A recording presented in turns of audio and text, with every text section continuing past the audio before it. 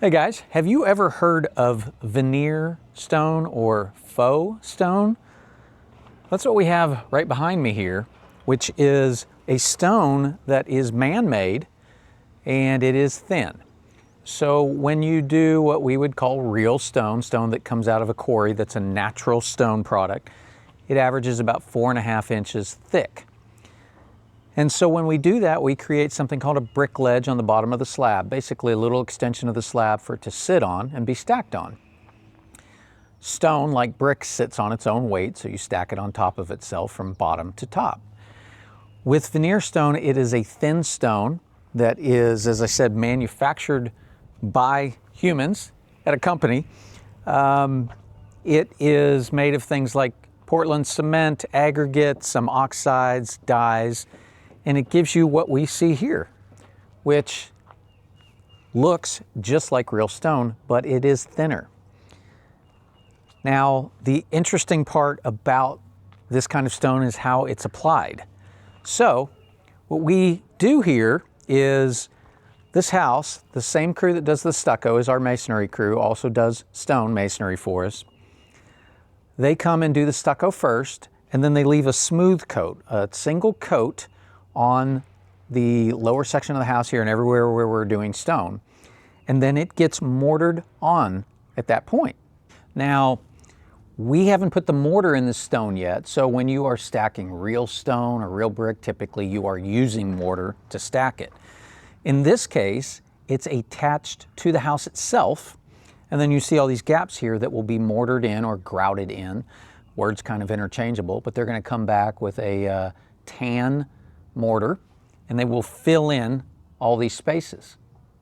Now, one interesting thing about this stone is when you're dealing with real stone, you're just dealing with single big pieces of stone that they cut to deal with things like corners and whatnot. However, when you're dealing with a faux stone or a veneer stone, this is a corner piece.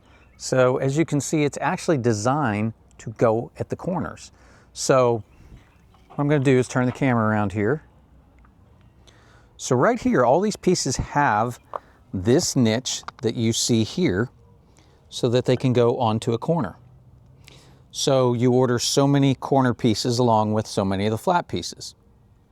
Now I'll show you a little, just one piece of stone here that's just a flat piece. So right there, and that's a small piece in this group of stone that we have on this wall here. But that's what a veneer stone is, or a faux stone, or a man-made stone. Kind of a different application. Now, when we're talking about cost, that's an interesting one because I've seen some stuff online that says this is less expensive to do than real stone. Real stone has a very high labor cost because it's heavy. Imagine you are a mason and you are dealing with cutting stone and raising it up high and putting it on, tall walls and things like that, up scaffolds. It's heavy, it's hard to work with, so they charge a lot for the labor. This stone is lightweight, and that makes it nice from a labor standpoint. But what I have experienced with some of this product is the material itself can be expensive. And our masons have to go through the house and do this entire scratch coat. They put down the same thing they would do for stucco, which is called lath, which is like a netting material that the cement will stick to. So here with real stucco, this is a 3-coat process where they keep going over it with multiple coats of cement, whereas down here it's a single coat. So they've come through, they've done a smooth coat. Right up here we can see a little bit of the lath. So right in there, you can see some of that lath. That's what the cement sticks to. Cement adheres to that, then they come and they mortar all this stone on. And we end up with a house that looks exactly the same. I'll walk down the hill a little bit so you can see it behind me. Looks exactly the same as if it had real stone on it, but it is a thin stone that's been put on this house. Thin stone is, you see it a lot on commercial jobs. One advantage it does have is the ability to get all kind of designs and things that would be more difficult or challenging to do with real stone. The lighter weight can have an advantage in certain situations. This is easy to put up on chimneys, where maybe you just have a chimney stack above the roof with no real massive bracing below, not a full masonry fireplace. It can be great for an interior application versus real stone, which is thick, and you may need to cut that real stone down. That does start to get expensive when you're cutting real stone down to 2 inches. This stuff comes at that thickness, so it's great for interior applications. So right here's kind of the corner where it ends. Got a little patio here. You can see it in some sections behind us.